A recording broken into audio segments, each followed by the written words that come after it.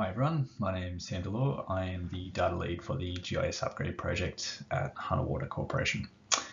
So I oversee the build, the implementation and the design of the utility network at Hunter Water. I'm going to do a bit of a presentation today about some of the challenges we've had migrating to the utility network and the importance of error-free source data, or at least as close to error-free as you can get, and how the 1Spatial team helped us on that endeavour. So the content's quite technical, so I apologise if I gloss over anything, but if you have any questions or you need any more detail, my contact details will be at the end of this slide deck, so please feel free to reach out anytime. So just a quick overview of Hunter Water. We're a state-owned corporation located about 2 hours north of Sydney, and we provide drinking water, wastewater, stormwater and recycled water services to a bit over 600,000 people across the Lower Hunter area. We also have an extensive electricity network that powers those assets. And our current geometric network, it consists of around 1.7 million features that we are migrating into our utility network. We have far more features than that, but those are the source features that we want to bring into our model. So why utility network? Well, we need to migrate from an end-of-life product to a modern supported system.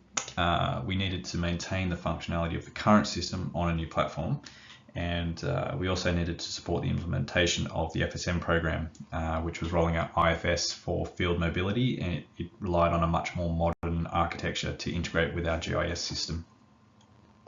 Speaking of end-of-life products, this is an overview of our current GIS production system. It relies on two different versions of ArcGIS Desktop. We have 10.2 and we have 10.6 with a replication syncing data between the two. We have a 10.6 deployment of ArcGIS Enterprise that feeds web services to a few custom web apps that we have in the business that were built on Web App Builder. On top of all of that, we have an ArcFM deployment that's heavily customized, and it's used by the field teams to access GIS data from the field and perform tracing. Which brings me nicely to a very simplified version of our new system. So this is a pretty standard ArcGIS Enterprise deployment in a highly available configuration. So we're moving to ArcGIS Pro for our desktop solutions, and we're moving to Experience Builder based apps for most of the organization. And this is that modern architecture that we were talking about to support future integrations. Okay, so we have, next slide, the importance of data quality. Now this one was actually prepared by the 1Spatial team, but I'll just touch on a few of its themes. So the utility network is built on a foundation of data quality rules that maintain its integrity. Many of these rules are global to every deployment on the utility network. Others will be customized to your utility network.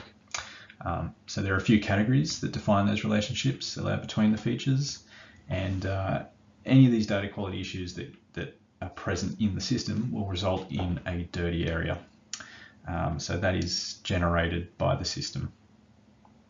And importantly, those dirty areas, when they exist, they'll stop key functionality from working.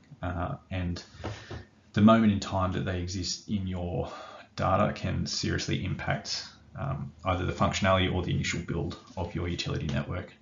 And so in the box here, you've got best practice from Esri, and the error count should be as close to 0 as possible. And you know, initially I didn't think that was anywhere close to possible, but really our attitude has changed a bit there, and we acknowledge now that, yeah, 0 has to be the target. If you can't get 0, you need to be close, otherwise you'll be really struggling to get the utility network functionality that you read about on the box. Okay, so now let's have a look at an example of one of these errors. So here we have what's called a topology error. So this red box here, this is actually created by the system itself. When the topology is validated, which is a prerequisite for a lot of things in the system, it will detect that there is an issue here, and it will flag what the issue is and create these dirty areas. So In this instance, we have, at this location, we have two system valves placed on top of each other, which the utility network does not support. Now that's across 3D space, so in this case, the X, Y, and the Z values of these two features are identical. So if you have one of these topology errors, and if you're migrating to utility network, you will, they can be found in the system, they're reported by the system, and there are a couple of tools within ArcGIS Pro for managing and resolving these errors.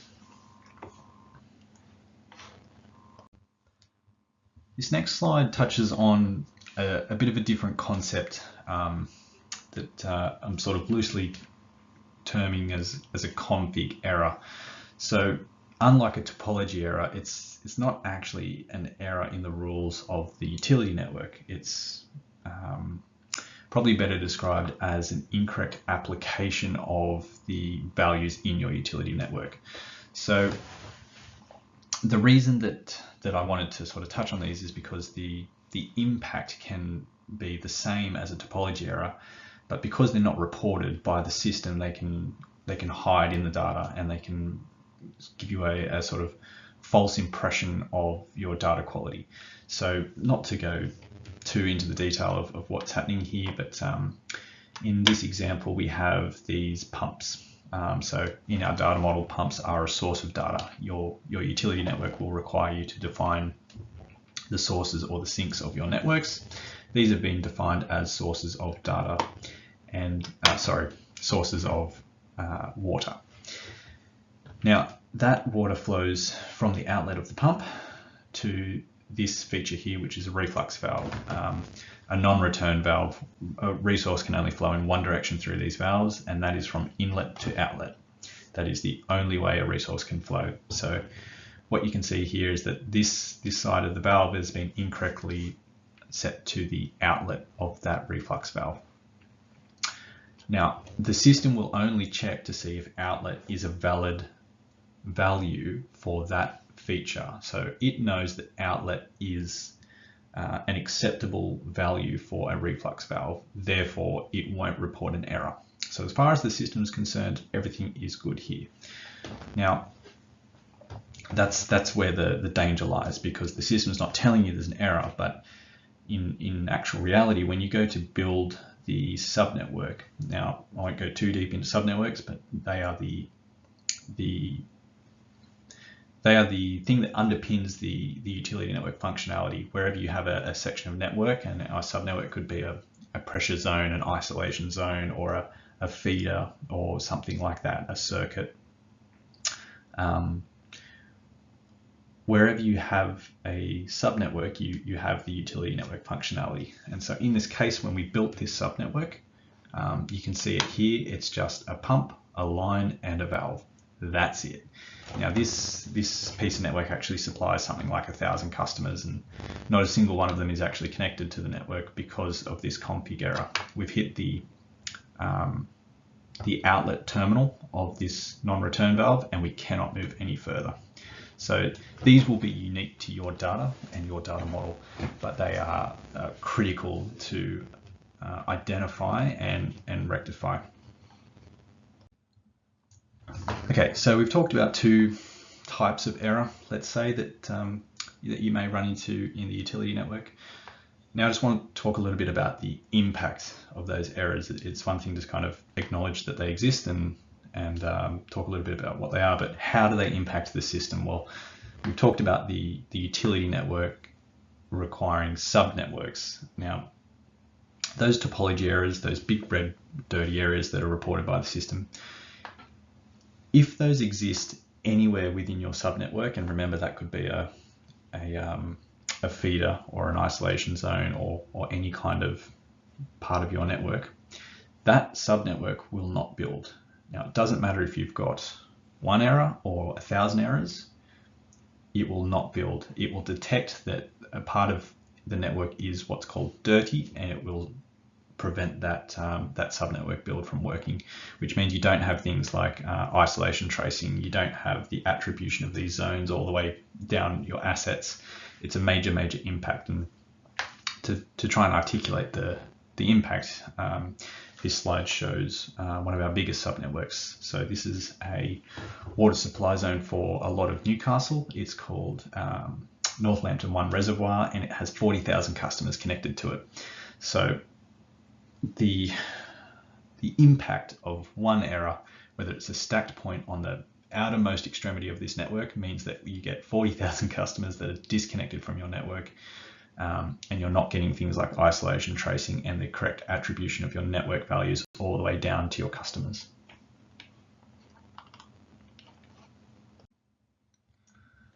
Okay, so needless to say, we're experiencing those kinds of errors in the thousands. We knew we had a problem that needed to be solved. So we needed a data validation approach. Now, broadly speaking, we can probably break that up into 3 different categories. So we can look at those one by one. So we've got validating the source data. So we can check our source system for topology errors.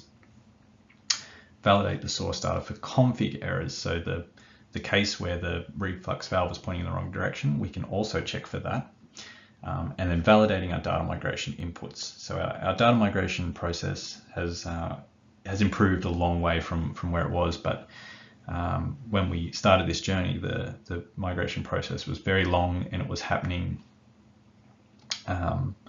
in sort of 3-month blocks. So it would be a long time between them. So any of the inputs to that process, it was critical that they were valid to ensure that that process went as quickly as possible. So that brings me on nicely to the 1Spatial solution.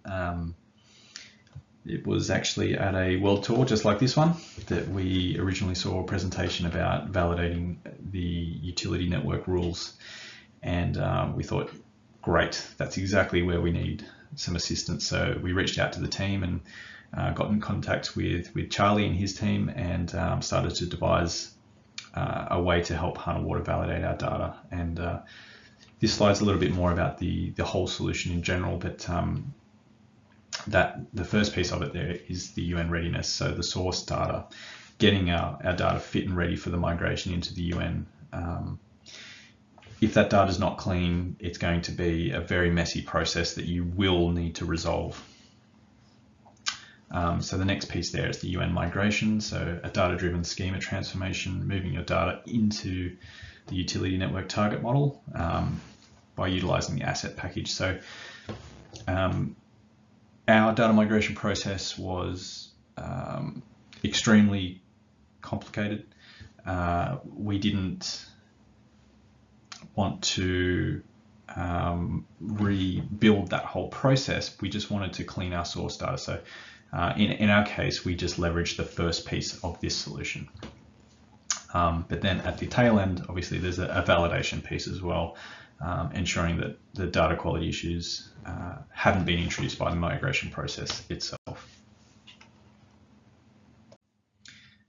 And this next slide just shows a little bit about that validation process and some of the outputs that come out of it. So it really does allow you to find and fix your errors in a really intuitive way. So you can see there's a bit of a schema here about the output of the validation tools that are really helpful when you're trying to resolve these issues in your source data. So the utility network itself will create error descriptions and things like that, but often they're misleading, and you need to be in migrated source data to actually leverage that information. This allows you to kind of get that critical info and apply it to your source data.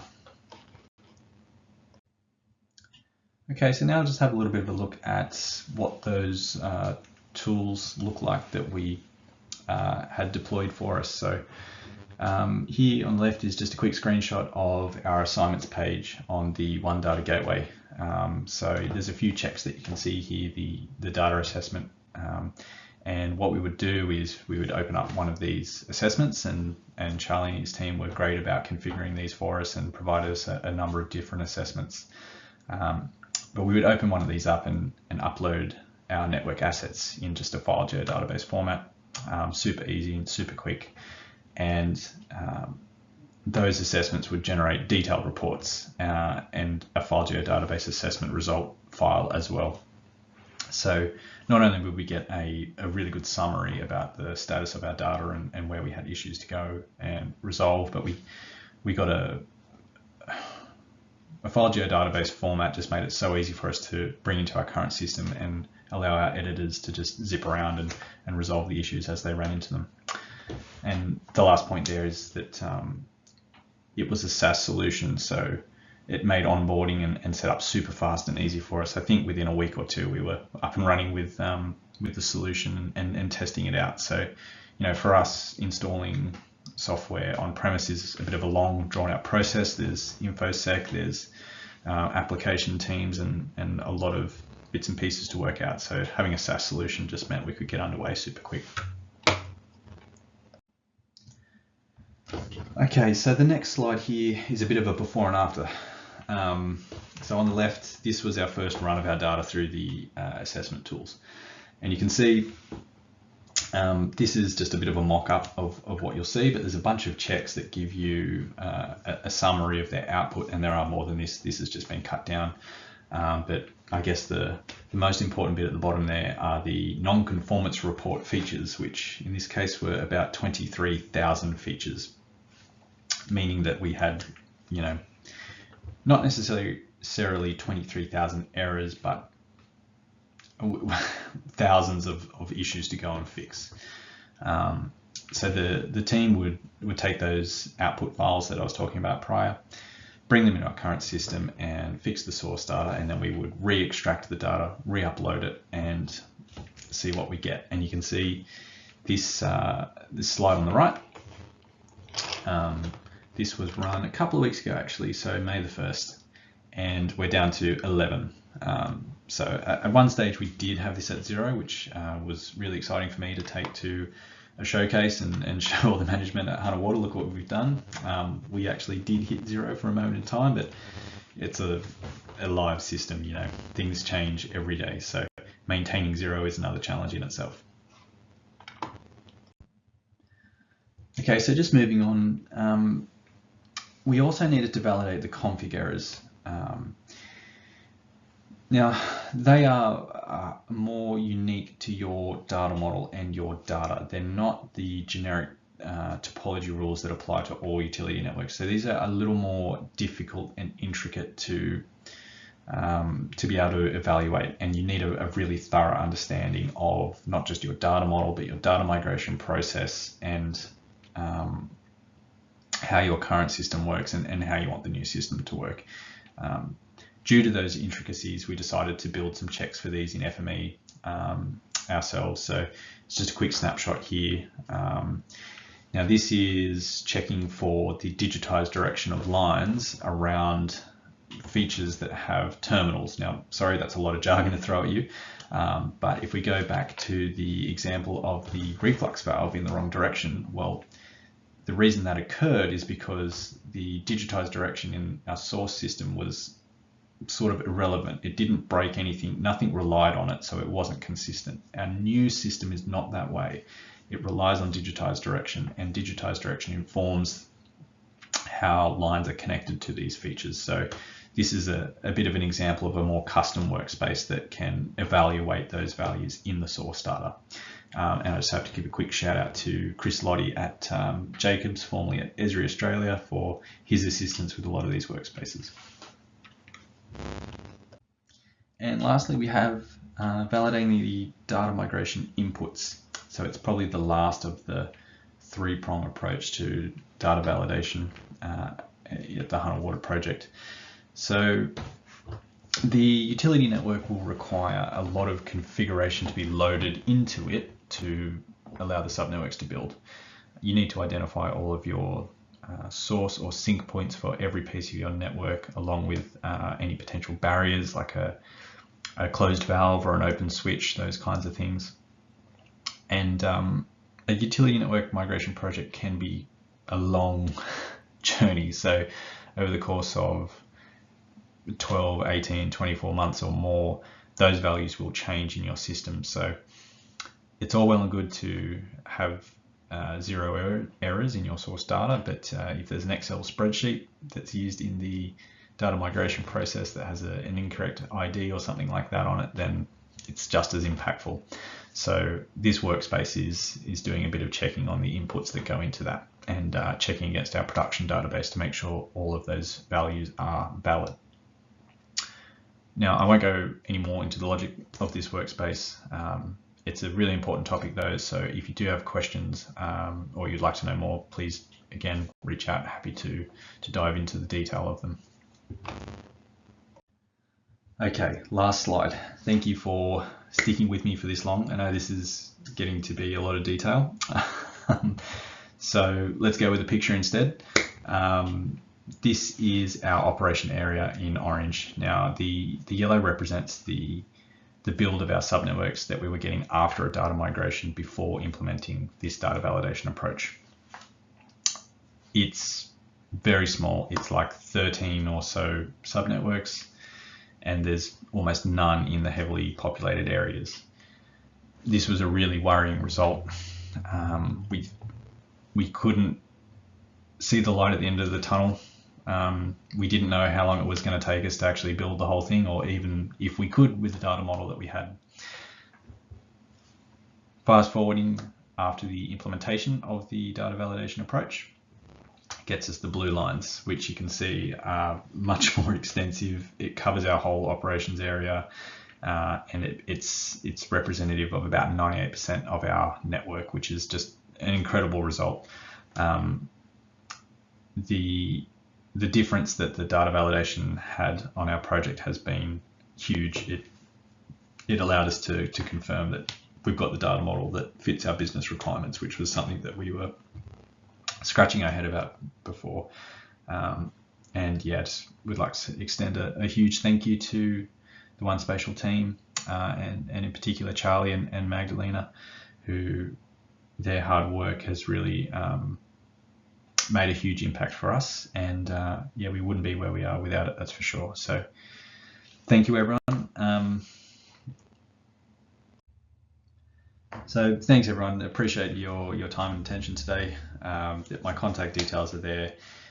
If you're looking at the utility network or have any questions about any of the content that was presented today, please reach out.